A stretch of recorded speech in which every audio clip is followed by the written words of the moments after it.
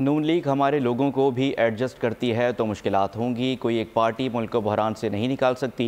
IPP के रहनुमा महमूद मौलवी की प्रोग्राम ऐसे नहीं चलेगा में गुफ्तगू। कहा लोगों की सोच अलग थी कि 2-4 सीटें देकर एडजस्टमेंट हो जाएगी। हम अगर कहते हैं कि जी 45-50 आदमी को एडजस्ट करो तो PML अगर इनमें से मैं कहूँगा आधों को भी एडजस्ट करती है तो PML इनके अंदर अपने आप मुश्किल आ जाएंगे। मुल्क को क्राइसिस से निकालने के लिए कोई सिंगल पार्टी इस मुल्क को इस वक्त इन क्राइसिस से अकेला नहीं निकाल सकती। तो ये जो है ये मुझे नज़र नहीं आ रहा कि ये होता हुआ।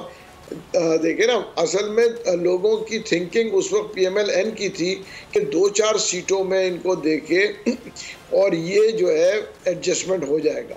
तो इलेक्शन के बाद जो है ये एडजस्टमेंट बिल्कुल होगा।